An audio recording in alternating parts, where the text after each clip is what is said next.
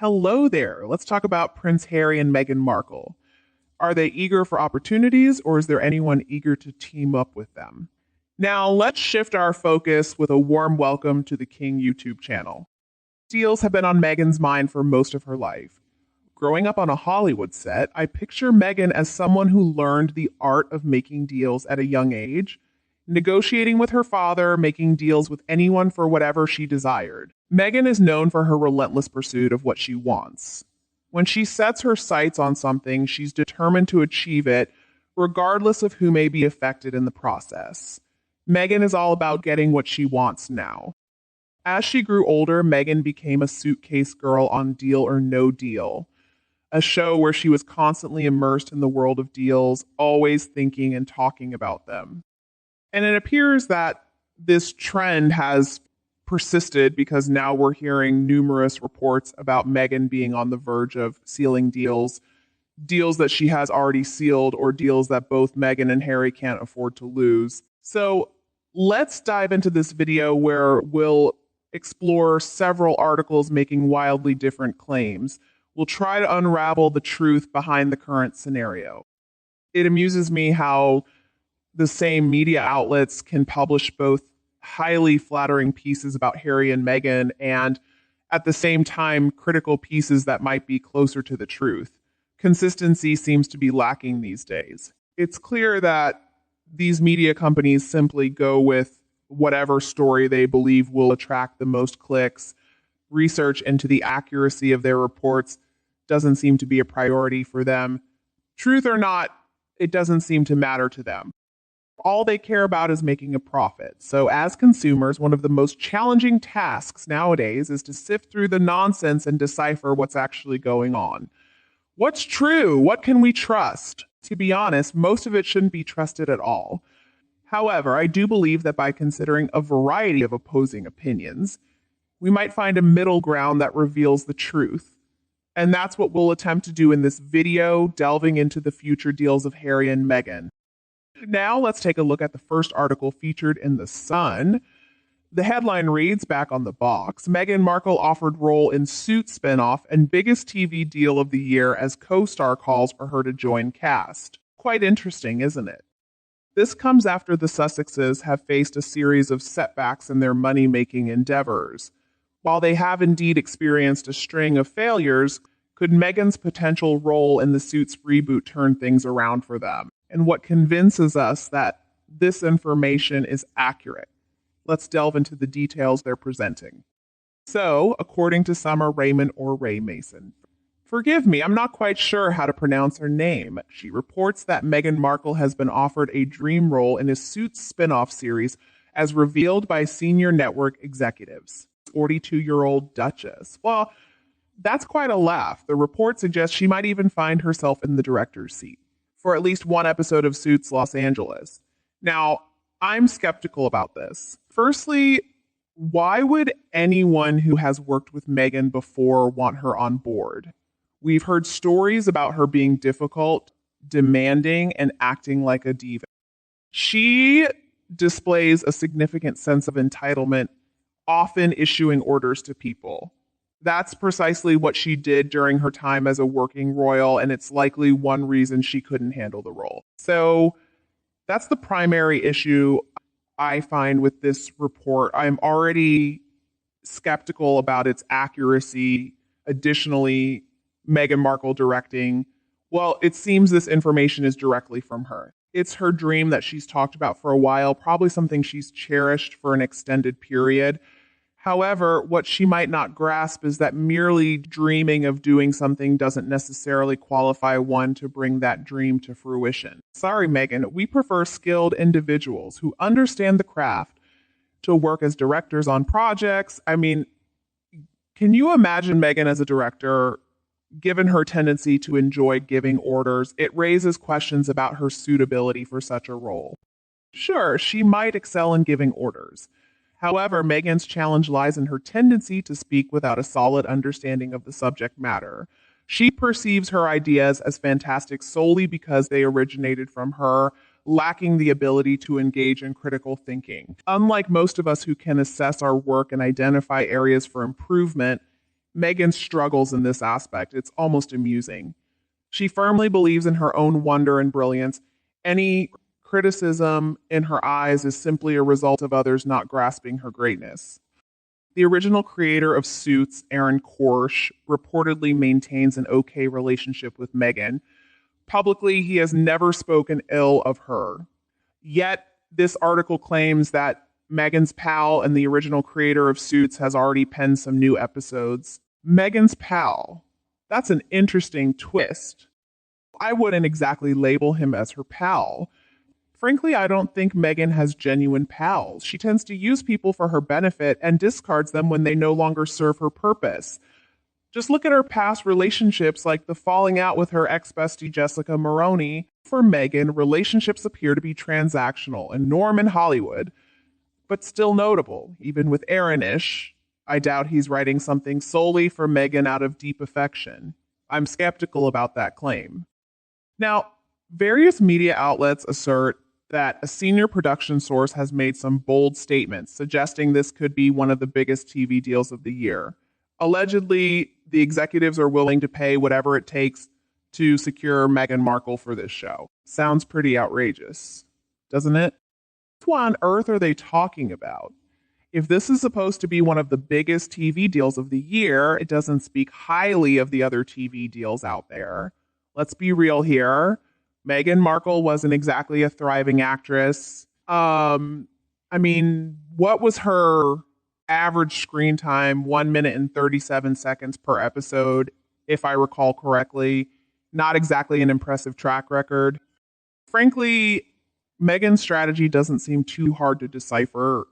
She puts out seemingly absurd information through sources, likely individuals she's paying to speak to media outlets. The outlets run the story because, well, they want those clicks, as we discussed earlier. And then Meghan seems to believe, well, they've reported it, so now they have to offer me the deal. Sorry, Meghan, but reality doesn't work that way. You don't get to dictate reality. That seems to be a concept Meghan and Harry struggle to understand. Abigail Spencer, who also worked on the Suits show with Meghan, reportedly maintains a friendship with her, although it's likely they don't have much contact. Nevertheless, for whatever reason, they're still considered friends. Interestingly, Abigail is out there supporting Meghan, describing her as loveliness in an interview. She credits Meghan's presence for the resurgence of Suits. However, what struck me as amusing is that she also mentioned that during the strike, when there wasn't anything else, Netflix repositioned the show. It seems there's something about the positioning on Netflix and the lack of other options that grabs attention, but it must also be great for people to watch it. Even Abigail Spencer has to acknowledge that people were watching Suits because there was a lack of alternatives. This aligns with what I've been saying all along. Meghan might be excited with her head possibly even bigger than before, thinking everyone's watching Suits because of her. How delusional can one be? The reality is, it has nothing to do with Meghan. Adding to the irony, she doesn't even appear that frequently on the show. How she convinces herself of this, I don't know, but I suppose that's what it's like to live in the Harl zone. All right, folks, it seems we've successfully debunked the first claim about Meghan landing the deal of a lifetime on Suits. Now, let's shift our focus to a more critical article about Meghan and Harry and their deals on GB News. The headline reads, Meghan Markle and Prince Harry scrambling for new deals as the couple loses public support. This sounds a bit closer to the truth. Let's delve into the details. In the first paragraph, we learn that Meghan Markle and Prince Harry are indeed seeking new deals following their departure from Spotify. The future of their partnership with Netflix is also uncertain. After stepping down as working royals in 2020, the Duke and Duchess of Sussex secured lucrative deals with these streaming giants. Certainly, without a doubt, Prince Harry and Meghan Markle are indeed scrambling for new deals. The undeniable fact is that they were dropped by Spotify. Additionally, the future of their partnership with Netflix is undoubtedly in doubt. Consider the moment at the Golden Globes when Joe Coy made a joke about Harry and Meghan earning millions for doing nothing. The CEO of Netflix, Ted Sarandos, laughed at that joke. If he didn't agree, he wouldn't have found it amusing. Being the CEO, he must have anticipated the reaction to that joke and knew it would be broadcasted. It strongly suggests that Harry and Meghan's Netflix deal might be in jeopardy. Numerous reports seem to echo this sentiment. Now, the lingering question is whether Netflix will wait until the deal naturally expires in 2025, or will they choose to cut ties sooner? The prevailing sentiment suggests the latter as the more prudent move in this situation. So, this article attempts to analyze why Harry and Meghan are facing a decline in popularity. Royal commentator Richard Fitzwilliam suggests that the couple's previous tendency to criticize the royal family is the reason behind the diminishing opportunities for the Sussexes, as the public does not support continued attack. Well, that makes sense. Harry and Meghan seem to believe they could sustain themselves on controversy, essentially thriving on conflict. However, the public is not interested in that. In the midst of the world's challenges, people are looking for positivity, something to unite and uplift them. That's why many find solace in figures like William and Catherine. William and Catherine lead by example, not constantly airing grievances or portraying themselves as victims. They work diligently, care for their family, and demonstrate a genuine commitment to their country. These are qualities that, according to the commentary, Harry and Meghan appear to lack. Richard Fitzwilliam shared with GB News there has not been evidence of people reaching out to them. They have made money by trashing the royal family. But you can do that for so long, and you can only have public support in doing that for so long. Fitzwilliam seems to be on point, as usual. Harry and Meghan, in their short-sightedness, may have missed numerous opportunities. When they initially moved to the US, they were fresh, new, and exciting. Despite their complaints about their experiences as working royals, they had a privileged position. Meghan especially desired to be treated like royalty, and she had that when she was a working royal. When entering a room, people would stand for them, and Meghan received curtsies. However, judging by their recent appearance at the Bob Marley film premiere in Jamaica, it seems those days are gone. No one is standing when they enter a room, and no one is curtsying to them. Instead, people are taking videos to share online and have a laugh later. It's becoming increasingly evident that Harry and Meghan's negativity is not working in their favor. Even for individuals not known for their sharp intellect, it should be clear by now that their current approach is not yielding positive results. They need to change course, find something constructive to offer the world instead of consistently criticizing the royal family if they hope to succeed. And by success, I'm not even referring to becoming billionaires. Just being able to pay their bills would be a reasonable goal. Reportedly, Harry and Meghan are working on a few projects behind the scenes for Netflix. We assume as the details are unclear. The last update we received was from Meghan Markle herself during that Variety Power of Women event. She mentioned that she and Harry are very busy working on projects, expressing excitement about what they're involved in. However, she didn't provide specific details, leaving us in the dark, and this ambiguity raises doubts about whether there's substantial progress.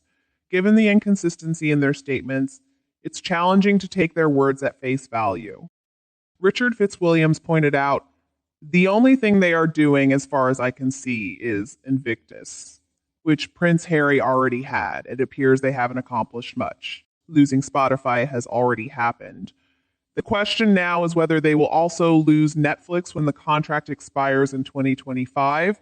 Fitzwilliams finds their current silence bewildering, especially considering the health condition of Harry's family, which certainly isn't aiding their public support.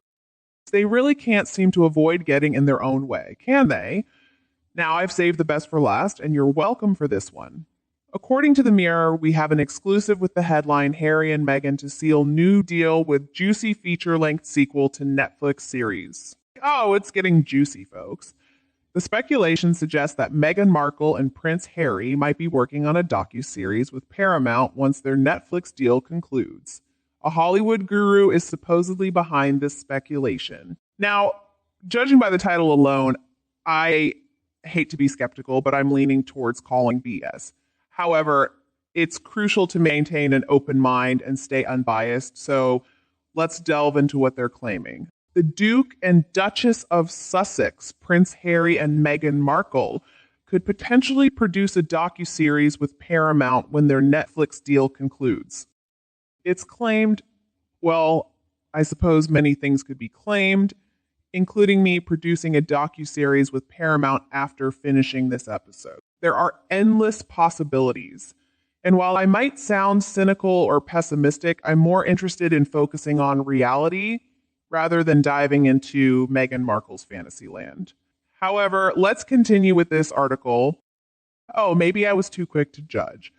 The article reminds us that Harry and Meghan visited Jamaica because Brian Robbins, the boss of Paramount, extended the invitation. Allegedly, Harry and Meghan share a close relationship with Brian Robbins and his wife, Tracy. However, if you saw the photo where Meghan puts her arm around Tracy during the event, it seems Tracy wasn't exactly reciprocating the gesture. In fact, the couple didn't even bother to move over so that Harry and Meghan could be more prominently featured in the photo.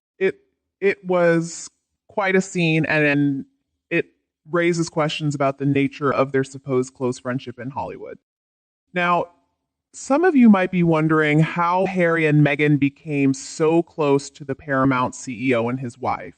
Well, according to the Mirror, it all comes down to proximity. The Paramount CEO, Brian Robbins, is reportedly friends with the Duke and Duchess. Brian and his wife own a $17 million home in Montecito, which happens to be extremely close to the Sussex Montecito mansion, where they've resided since 2020. It's worth noting that there have been reports of Harry and Meghan's other neighbors in Montecito expressing disdain and a desire for them to move out. However, I guess those sentiments don't apply to Brian and his wife. They're apparently good friends. Moving on, the article dives into some expert opinions on why Harry and Meghan were in Jamaica, their photo op with the Paramount CEO, and what kind of message they might be trying to convey to Netflix. To me, the notion that Harry and Meghan are attempting to send a message to Netflix seems rather audacious. Maybe I'm the odd one here, but if I had inked a deal with a company and hadn't fulfilled my obligations or delivered very little of what was promised, I wouldn't feel entitled to send them a message. If anything, the message I'd consider sending would involve expressing gratitude and a commitment to delivering on my promises. But then again, I don't possess the same level of arrogance and narcissism as Harry and Meghan, so I might never truly comprehend their motivations. Still, what exactly is the supposed message they are attempting to convey to Netflix? The notion of sending Netflix a message like we don't need you anymore, even though we never really did work for you anyway, and now we're getting paid by somebody else for doing absolutely nothing, seems implausible. If that was their intention, it's doubtful Netflix cared to hear such a message, especially considering the limited work Harry and Meghan have done for them. Let's see what the experts have to say. Lynn Ott from Pressbox Par, the Hollywood guru mentioned earlier, shared her perspective. She stated that Harry and Meghan's focus would likely shift towards securing the next significant multi-million-pound deal. She suggested that Paramount might be a potential contender, given their apparent closeness to Brian Robbins, the head of Paramount. Audie also mentioned that Netflix is reportedly not interested in producing more kids' shows or films with the Duke and Duchess. Well, of course, Netflix wouldn't be interested in producing more flops or children's shows. Pearl was axed before it even took off, indicating its poor quality. As for producing films with Harry and Meghan, given their lack of experience and credentials, it would be unwise for Netflix to entrust them with such responsibilities. Let's see what more is said. The Hollywood guru continues, suggesting that instead of producing more of the same, Netflix may be interested in creating a juicy feature-length version about Harry and Meghan's royal past. However, she notes that it wouldn't be a good PR move for them at the moment, making it unlikely to happen as part of their current Netflix deal. Now, a juicy feature-length version about their royal past sounds strangely familiar. Didn't they already do that? Wasn't it called Harry and Meghan, all about their time as working royals, their dissatisfaction and their struggles with the press? The narrative of struggling for freedom and escaping from oppressive circumstances. Didn't we already witness that in their previous production? It seems that, apart from their connection to the royal family, Harry and Meghan lack content that genuinely captivates an audience. The Hollywood Guru adds that Netflix canceled Meghan's animated series Pearl in 2021 before it even entered production. Now, she suggests Paramount could be an ideal platform for that project. Despite the seemingly unfavorable reception, it appears she's not ready to give up on Pearl just yet. In case you forgot, Pearl is centered around a 12-year-old girl strongly based on Meghan Markle, inspired by influential women in history. The concept is met with skepticism as it appears to revolve around Meghan herself. Despite claims of exploring labels that hold women back, it seems more like a self-centered narrative. Meghan's ideas tend to revolve around her, and Pearl might just end up being another platform for her self-centric storytelling, reinforcing her fantasy world where she's the star. According to Lynn, the Hollywood Guru, this year, they are producing a film called Meet Me at the Lake, exclusively streaming on Netflix. It's a film adaptation of the novel by Carly Fortune and could potentially be their final production with Netflix if their contract isn't renewed. Lynn suggested that personally, she'd love to see another docuseries from the couple showcasing their current lives, with an appetite for it based on the success of their first docuseries, Harry and Meghan. However, she noted that such a series could find success on Paramount if a deal is struck with them. Let's analyze this a bit. First and foremost, Meet Me at the Lake is not being handed to Harry and Meghan. Netflix acquired the rights to the film adaptation, not Archewell Productions. And once again, why would Netflix, which sounds like it has potential and garnered appreciation as a novel adaptation, entrust this project to a couple known for potential mishandling? It seems unlikely. As for another docu-series depicting their current lives, I might be interested if it were an honest portrayal. I'd only be intrigued if it showed Harry disheveled, engaging in leisure activities, and Meghan rushing around coordinating stage walks for paparazzi. They would need to reveal how they prepare the dolls for their photoshopped images. That's something I'd find intriguing. Additionally, glimpses of Doria managing offshore accounts would add an interesting twist. This would be a series worth tuning into, but alas, it's not the series they would create. Instead, it would likely mirror their first docuseries, Harry and Meghan, filled with staged images of their supposed love. While the initial docuseries garnered some viewers out of curiosity, repeating the same formula is destined to fail. After a thorough analysis of all Meghan and Harry's deals, it seems confirmed what was already apparent. They lack substantial projects. The prospect of losing the Netflix contract is looming. They'll be fortunate if Netflix waits until the natural expiration in 2025.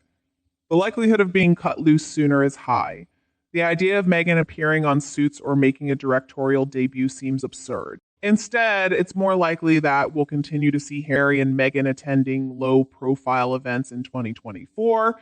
Share your thoughts on Harry and Meghan's future projects. Are they working on something significant, or are they destined to remain renter royals? Comment below and let me know your opinion on the new format of longer videos.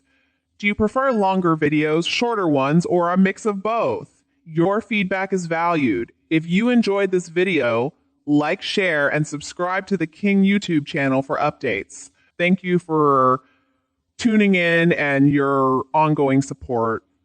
Have a wonderful day, and I'll see you in the next videos.